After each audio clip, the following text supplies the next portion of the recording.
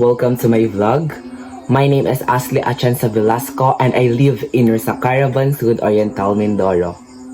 And now, we will be having a short interview and small talk about 10age pregnancy. Before I formally start this vlog, I would like to introduce our guest for today. She is one of my family member and she is 18 years old and she is studying at Polytechnic University of the Philippines, Bansud branch, taking of Bachelor of Secondary Education major in English. And she also my sister. So now, may I call on Eliza Velasco for this short interview and small talk about 10age pregnancy.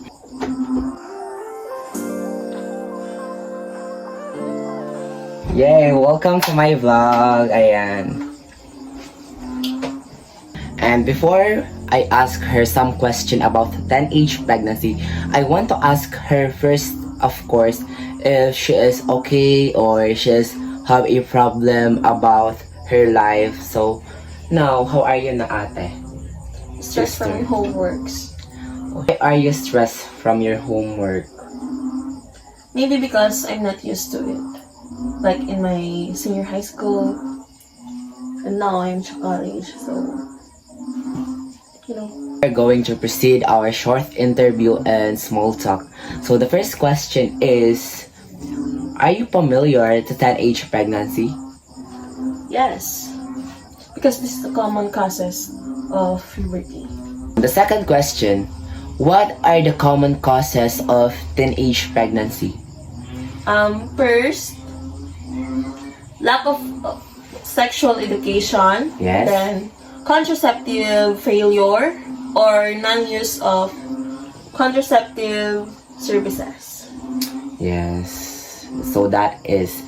Third question is, at what age is a pregnancy considered as a 10age pregnancy? 13 years old, 14, 15, 16, 17, up to 19. And how can you prove that that age is considered as a 10age pregnancy? Because they still need parental guidance, and Yes, that's true. and of course, wala pa sila sa legal age, so teenage ano yun. So the fourth question is, what is your message to the youth to prevent 10age pregnancy?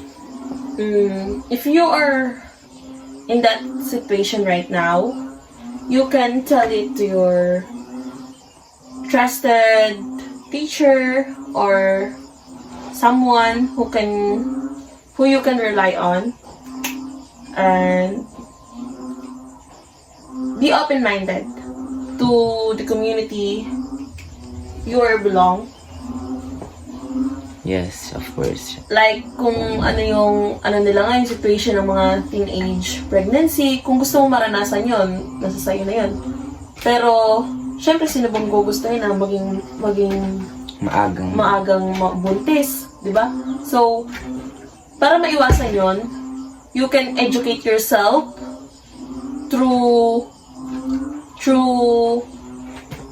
Google or asking someone their experience para maiwasan mo. And of course, meron pa, yung pagiging mapusok, iwasan natin yun. Yun lang. The last and the fifth question is, if you are given a chance to conduct an orientation, what is the title or theme of your orientation? Maybe, I'll name it Edukasyong Sexual para sa Kabataan. Why it is? Syempre, para maiwasan nga yung teenage pregnancy or early parental causes.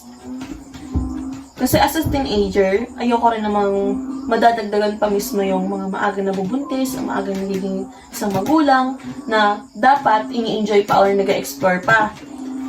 Kasi kulang sila sa edukasyon about sexual, kaya nagiging ganun yung ating community ngayon. Pero kung magkakaroon ako ng ganung opportunity, siguro malilesen ko yun or makakatulong ako doon as a teenager. Kaya naman, edukasyong sexual, simulan na!